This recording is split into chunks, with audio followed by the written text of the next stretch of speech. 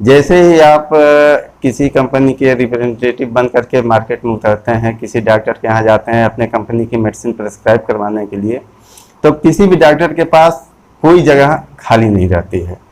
जैसे ही आप जाएंगे तो वो आपको लिफ्ट देगा नहीं। क्यों देगा लिफ्ट भाई? उसके यहाँ ऑलरेडी सारे काउंटर, सारी चीज़ें फुल हैं।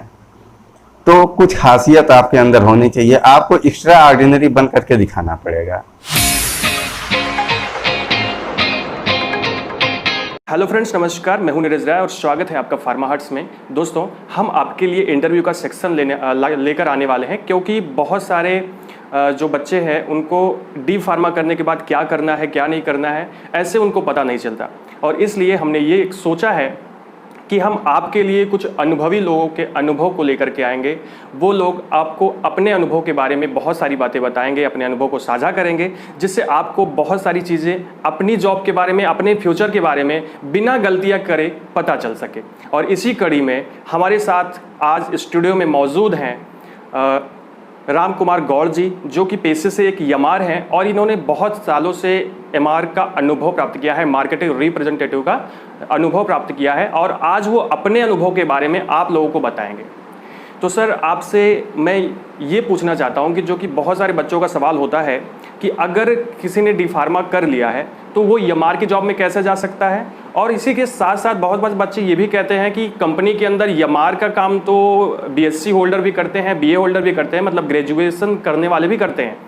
तो हम डी फार्मा क्यों करें? क्योंकि डिप्लोमा है, और जैसे जब ग्रेजुएशन वाले भी ये काम कर रहे हैं, तो क्या दोनों में कोई अंतर होता है? अगर कंपनी में जाता है कोई डी फार्मा वाला बच्चा, तो क्या उसको प्रेफरेंस मिलती है? आपने सही कहा। नमस्कार फ्रेंड्स, मैं राम कुमार गौड़। जैसा कि नीरज जी ने मेरा परिचय दे दिया, अब एक्सपीरियंस की बात आती है तो मैं आप लोगों को साझा करता हूं अपने एक्सपीरियंस के बारे में। सबसे पहले तो ये जान लीजिए कि डी फार्मा करने के बाद जब आप मार्केट में उतरना चाहते हैं तो उनको प्रियॉरिटी मिलती है अन्य डिग्री की अपेक्षा। जैसे कि बीए हुआ, बीकॉम हुआ, बीएससी हुआ, उन लोगों की अपेक्षा आपको डिग्री होल्डर जो डी फार्मा वाले स्टूडेंट्स हैं उनको प्रेफरेंस दिया जाएगा, उनको मिलता है। और अगर एक्सपीरियंस बीकॉम वाले को, बीए वाले को या बीएससी वाले के पास है, पहले से किसी अन्य कंपनी में काम करके उन्होंने अपना एक्सपीरियंस कहीं से जुटा रखा है, कर रखा है, तो उनको भी प्रेफरेंस मिलता है। लेकिन कहीं आप वैकेंसी निकलती है किसी एक बढ़िया फार्मास्यूटिकल्स कंपनी की, तो आपको प्रायोरिटी दी जाएगी, आपको पहले ऑफर किया जाएगा। उसके बाद आप 2-3 महीने, 4 महीने काम करेंगे, जैसा आप परफॉर्मेंस देंगे उस हिसाब से कंपनी आपको सजा करती है। सर, आपसे दूसरा क्वेश्चन ये है कि जैसे मान लीजिए कोई डी फार्मा का फ्रेशर लड़का था और वो मार्केटिंग में चला गया, जिसके पास कोई एक्सपीरियंस नहीं है किसी भी कंपनी का, और वो मार्केटिंग के अंदर गया, तो सबसे पहले मार्केट के अंदर उसे किन किन मुसीबत का सामना करना पड़ सकता है? आपने क्या क्या एक्सपीरियंस किया अपनी लाइफ? नहीं, ये बहुत बढ़िया सवाल है आपका कि सबसे पहली समस्या तो ये है फ्रेशर लोगों के लिए, वो चाहे डिग्री चाहे जिसकी हो, जितने भी फ्रेशर लोग हैं सबको एक नई मुसीबत का सामना करना पड़ता है। डिग्री आपके पास चाहे बीए की हो, चाहे बीकॉम की हो, चाहे बीएससी की हो, चाहे डी फार्मा हो, चाहे बी फार्मा हो, चाहे जो हो, लेकिन फ्रेशर तो फ्रेशर होते हैं, एक्सपीरियंस तो है नहीं किसी बात का।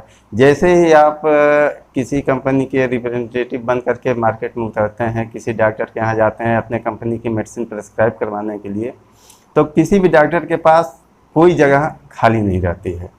जैसे ही आप जाएंगे तो वो आपको लिफ्ट देगा नहीं। क्यों देगा लिफ्ट भाई? उसके यहाँ ऑलरेडी सारे काउंटर, सारी चीज़ें फुल हैं। तो कुछ खासियत आपके अंदर होनी चाहिए, आपको एक्स्ट्रा ऑर्डिनरी बन करके दिखाना पड़ेगा कि सर मेरी कंपनी में ये प्रोडक्ट ऐसे हैं, वैसे हैं, इसका ये बेनिफिट है, ऐसा है, अब तक मार्केट में ये पहली बार लॉन्च हो रहा है। तब तो वो थोड़ा सा अटेंशन पे करेगा आपकी तरफ, अदरवाइज वो आपको लिफ्ट देगा नहीं। तो ऐसे में हिम्मत नहीं हारना चाहिए। अगर कोई फ्रेशर है, जाता है और उसके पास एक्सपीरियंस नहीं है, तो जैसे जैसे जितने लोगों के साथ कम्युनिकेट करता है, जितने अधिक से अधिक डॉक्टर की विजिट करता है, हर जगह पर उसको कुछ ना कुछ नया एक्सपीरियंस मिलता रहेगा। और हर जगह कुछ ना कुछ आदमी जब सिखाता है तो उसमें वो इम्प्रूव करने की कोशिश करेगा, उस कमी को दूर करने की कोशिश करेगा। ऐसी कंडीशन में दूर करते करते करते करते एक समय ऐसा आएगा कि आपके पास बहुत बहुत ढेर सारे एक्सपीरियंस हो जाएंगे। फिर आपको जो है मार्केट में कैसे कम्युनिकेट करना है, कैसे डील करना है, कैसे रिक्वेस्ट करना है, ये सब आ जाएगा। तो इसमें आपको घबराने की ज़रूरत नहीं है। आप धैर्यपूर्वक आप अपना काम करते रहिए और एक्सपीरियंस जो है अचीव करते रहिए। बाकी अन्य बहुत सारी समस्याएं ऐसे बताई नहीं जा सकती हैं। आप जब स्वयं जाएंगे, धूप में जलेंगे तो ही आएगा आपको। धूप की जलन क्या होती है, आग की जलन क्या होती है, ये बताने से सिर्फ आप एहसास कर सकते हैं, लेकिन वास्तविक अनुभव तो आपको तभी आएगा जब आप आग से जलेंगे और धूप में तपेंगे।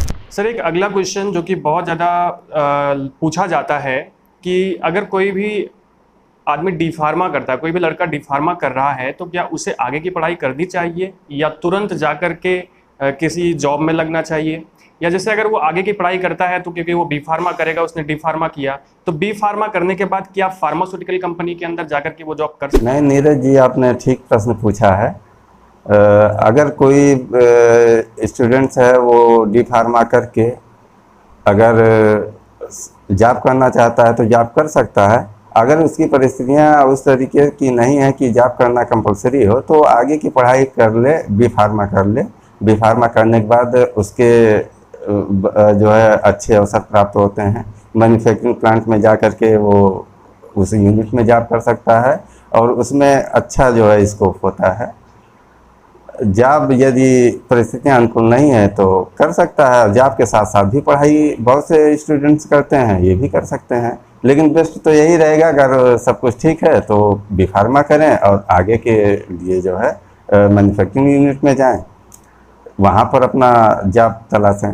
वहाँ पर और सारे रास्ते खुल जाते हैं, हर लेवल पे हो जाता है। सैलरी की भी इनकम होगी, एक्सपीरियंस भी होगा और ग्रेविटी भी बढ़ जाती है, आ जाती है। तो दोस्तों, अभी आपने राम कुमार गौड़ जी को सुना और उनके अनुभवों को आपने सुना। देखिए, अभी हमने बहुत छोटा सा ये वीडियो बनाया इंटरव्यू का, क्योंकि हमारे पास ऐसे बहुत सारे क्वेश्चंस नहीं थे कि जो आप हमसे पूछना चाहते हैं। दोस्तों, अगर आपका कोई भी क्वेश्चन इस चीज़ से रिलेटेड है, फार्मेसी से रिलेटेड है, और आप उसे सुनना चाहते हैं, उसके आंसर सुनना चाहते हैं एक्सपीरियंस होल्डर के साथ में, तो आप कमेंट बॉक्स में उसको लिख दीजिएगा। हमारे कमेंट बॉक्स में लिख सकते हैं या हमें इंस्टाग्राम पे डीएम कर सकते हैं, तो हम आसानी से आपके क्वेश्चंस का जवाब दे सकेंगे और हम जल्द ही दूसरा इंटरव्यू अरेंज करेंगे। और अगर आप एमआर मार्केटिंग रिप्रेजेंटेटिव के अलावा भी या फार्मासिस्ट का या किसी दूसरे मेडिकल फील्ड के प्रोफेशनल का इंटरव्यू चाहते हैं, तो आप हमें कमेंट बॉक्स में ज़रूर लिखिएगा। हम जल्दी ही आपके लिए उन सभी को अरेंज करेंगे, जिससे आपका जो सवाल है वो आपको उसका उत्तर मिल सके। दोस्तों, अगर आपको हमारा ये इंटरव्यू सेक्शन पसंद आया हो तो हमें कमेंट बॉक्स में ज़रूर लिखिएगा कि हाँ, हमें पसंद आया है। और अगर और भी चाहते हैं तो हमारे इस चैनल को सब्सक्राइब करिए, वीडियो को लाइक कीजिएगा और शेयर कीजिएगा अपने दोस्तों के साथ, उन लोगों के साथ जिनको एक्सपीरियंस चाहिए, जिनको क्वेश्चंस का आंसर चाहिए, जिससे उनकी भी मदद हो सके। Thank you.